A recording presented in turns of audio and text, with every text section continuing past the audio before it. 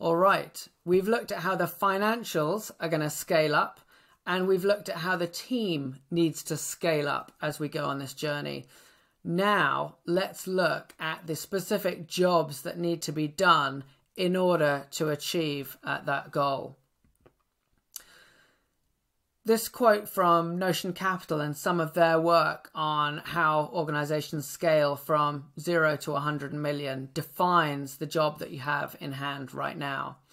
From 10 million to 30 million, the go-to-market playbook is developed and hardened with increasing predictability across the customer lifecycle, backed up by robust processes, systems, and data.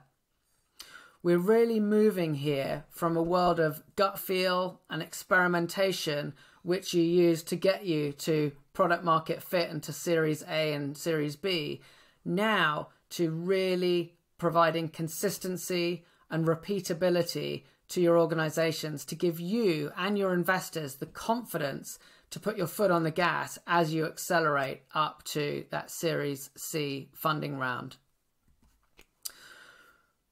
We're really transforming the business from a phase of building a product and finding product market fit to now building a revenue machine that you've got confidence in and can predictably add more dollars into to accelerate your revenue as you grow. So there's a few jobs to be done here, and I have to call out again the work of Notion Capital, SaaStr, and Iconic, whose great research has influenced what I'm presenting here. We talked about the team earlier, and that at the start of this phase, you have a lot of VPs that are running your marketing, sales, and customer success teams. Well, by the time you reach the end of this phase, you need to have a solid C-level team, a CMO, a chief revenue officer, a VP of customer success, and these leaders are likely to come in from outside of your organization. It is unlikely that the people that you have enrolled today are going to be the ones that can take you to that next stage because they just don't have the experience of scaling these multiple teams. As you scale up, you're going to need to build or rebuild your revenue playbooks. These are end-to-end playbooks from marketing to sales through to customer success. And the playbooks that you need for this phase are likely different to the playbooks that you had at the previous phase. So you're going to need to continually look to refine those. You are going to be nearly doubling the size of your go-to-market function. That's going to require a lot of hiring, which needs to be continual. During this phase, in order to achieve these lofty R revenue goals, we need to increase the total addressable market. And we're going to do that by launching new products, maybe organically or through acquisition. We're going to look at increasing the segments that we are selling into. So we might go from SMB upstream into enterprise, or we might go from enterprise downstream into more of a PLG motion. We might move from our domestic market into newer countries to try and increase the possible addressable market. We're likely to look at some new business models. We might move from just selling SaaS to adding on more services or other recurring revenue models. We might look from moving purely direct to moving into a channel by launching new routes to market. We may launch a PLG motion. We may launch alliance or referral partners to help us get in front of more customers more quickly. It's likely in this stage that we will open our first international office or international offices. And this is going to introduce some new complexity to our way of structuring our sales teams, but also the sales content and enablement content that we're going to provide out to all of these teams, which might require new messaging. It might require new languages.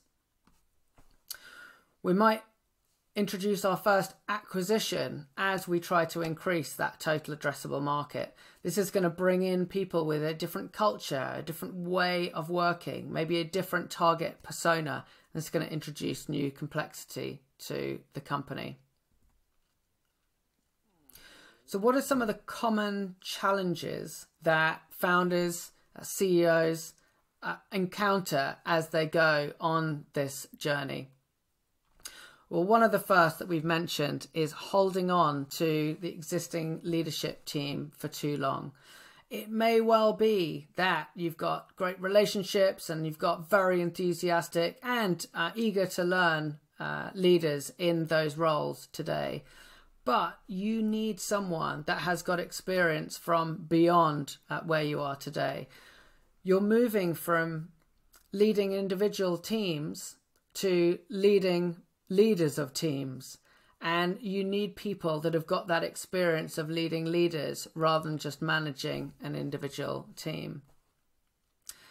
As you bring in those new leaders, you're going to find silos appearing. Often these individuals will come from organizations that were siloed themselves and they haven't experienced this aligned revenue engine. They'll start to bring in some of their own team. They'll build their own hierarchies, their own fiefdom, their own particular language and way of working. And this can start to subconsciously or consciously block the flow of information between marketing, sales, customer success, between those teams and your product and finance teams. And so this is a common challenge. In order to attract the right quality of candidate, you might hire a CRO, but actually give them the same responsibility of a VP of sales. So I'm going to have a CMO. They're going to report up into the CEO. I'm going to have a VP of customer success or even a chief customer officer, and they're going to report up into the CEO. And then I've got a CRO who looks after all of our sales function. If the CRO does not have end-to-end responsibility across marketing, sales, and customer success, you don't have a revenue operations model. And this can be a challenge when you promote your VP of sales into a CRO role. If they don't have the experience, operational experience of marketing and customer success, then these silos continue to grow. A common challenge that we see is teams using the playbooks that worked from earlier in the company's existence, so from seed or Series A, or that new leaders come into the organization and they bring playbooks that worked for them at the company that they were at. You have to use your own eyes and to develop playbooks for the specific stage of your own organization. Now, we think about these acquisitions that you might be making. We think about launching new products organically. We think about launching into new international territories. The playbooks that worked here are unlikely to work there. And so you need to continually challenge and reinvent what works rather than blindly following the existing playbook. As you move from an organization of 100 people, where you were probably involved in the hiring of every single individually, you now get to a point up to 250 people and beyond where it's just not an efficient use of your time to be involved in that. That's why you hire a CRO. That's why you hire a CMO, is so that they can own the responsibility for their functions. But that now means that you no longer know everyone in the company and what they bring to the organization. And you need to be very conscious of that, because as these new team members come in, they are unlikely to have come from this aligned revenue function. And again, the silos can continue to expand.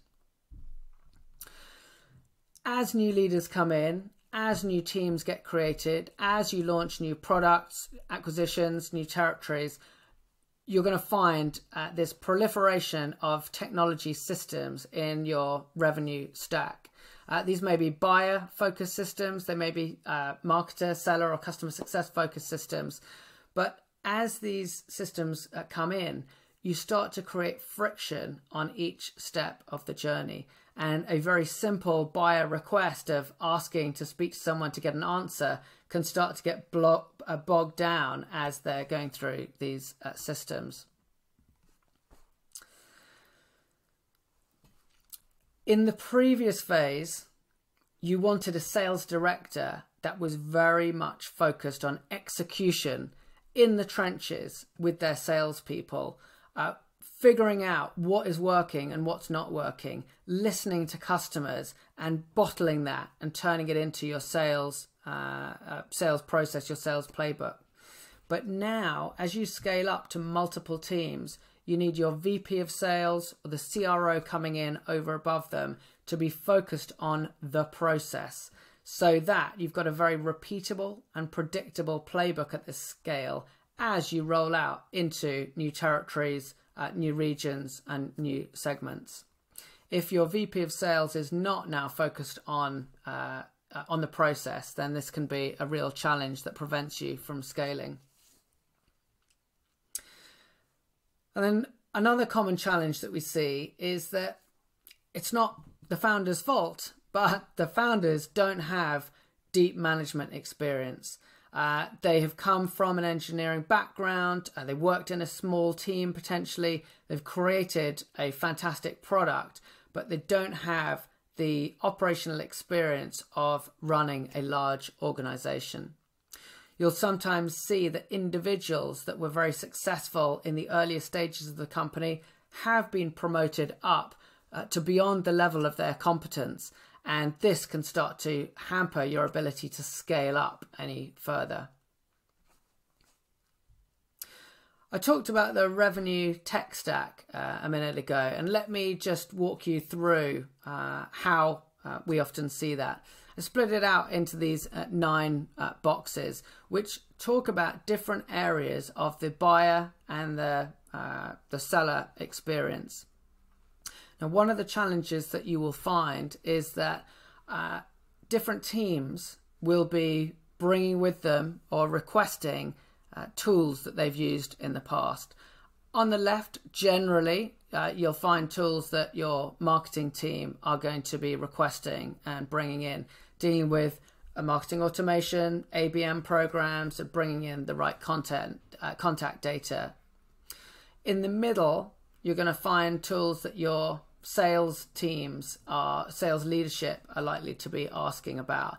CRM, but enablement and engagement tools, call recording, revenue intelligence to help them accurately predict what's going to happen and when. And then on the right, you've got more customer success and operational tools that are going to tie all of this together and to support your net dollar retention as you enhance what you're selling into those existing customers. Now, there is a lot of overlap in these types of products, and this can be one of the challenges, that as you get this bloat of revenue tech, as a seller, as a marketer, as a customer success manager, it is difficult to know which tool to be in at the right time, and you start to see adoption fall on each of these. So something to be very focused on. Some other challenges that we see founders facing in this phase is that coming from a lean startup mentality of build, measure, learn, we're still too reliant on experimentation and gut feel and testing, and not looking at the data and deploying a medium to long-term strategy that is going to be rolled out over multiple quarters. As you scale up to the Series C, it is much more about having a defined strategy and a predictable strategy that you can walk your investors through. We've talked before about internally promoted managers not having the experience to take them to the next level. This often requires you to bring in people at a higher level rather than promoting them. Maybe you can give these people a better title, but bring someone with more seniority and over the top. Assuming that the product market fit that you've got in your core domestic market is going to mean that your product resonates with customers in an international market, you may well need a very different proposition. You may be targeting different personas. You'll need to go back to square one. As you achieve that go-to-market fit in your core market, it can be tempting to go too wide, too fast. And this can mean in different geographies, but also different products, going into different segments. As you take your still relatively small go-to-market team of 125 people by the end of this phase, as you spread them across multiple segments, products, and geographies, you can often not have that critical mass to succeed in each area. As your go-to-market teams scale up rapidly from that 70 to 125 people, a common challenge is not scaling your revenue operations team at the same pace. Typically, you should be thinking of a 1 to 10 relationship between go-to-market and revenue operations. So at the start of this journey, you might have had around 70 people. So you should have had around 7 people in your revenue operations team. At the end of this, we should have around 125 people in our go-to-market organization and around 12 people in our revenue operations function. A good reminder always as we scale is that 2/3 of your company will join after the start of this phase. By the time you get to 30 million ARR, 2/3 of your organization joined since the start, just 6 or 7 quarters ago. And so maintaining that culture and continuing to reinforce to everyone why you have this revenue operations, this single unified revenue engine, and we don't have a siloed organization at this company. I like to think of this building, which is called Marina Bay Sands in Singapore, and you might recognize it. 3 large towers that are joined by this rooftop sky garden. And as a go-to-market function grows, in many companies, this represents what your organization looks like. 3 independent silos that are only attached at the very top. As senior leaders come in, they build out their own hierarchies, and consciously or subconsciously, they stifle the communication, the information flow, the decision-making between individual contributors at each level. If someone in sales has got what they think is a really good idea about how they can work better with marketing, often that will be funneled up to the VP of sales, maybe up to the CRO, across to the CMO, and then back down. And this just slows decisions down. And some companies get bogged down in this for years. So always keep Marina Bay Sands in your mind and challenge that to prevent the silos creeping in. So what can you take away from what we've learned here and the jobs to be done and the common challenges that creep in this phase? Never assume that everyone coming into your organization understands this revenue alignment strategy. We don't have silos. We have one team. We are one revenue engine going out to the market. Continually rebuild your playbooks using your own eyes. Of course, you want to learn what someone did at Salesforce or what worked for someone at Zuora, but you need to build your own playbooks for your new countries that you're launching, the new products that you're launching, for the new segments and teams that you are rolling out. Build the playbooks using your own eyes with what's working and use that to enable new starters. Continue to leverage the data that you are acquiring and generating from all different sources. From your marketing intent data, from your sales engagement data, from the call recordings, from your customer engagement data and the product use. Use this to drive your decision making and the insights that you're using as you define your strategy moving forwards. Relieve yourself from the gut feel and focus on the metrics and the data in front of you.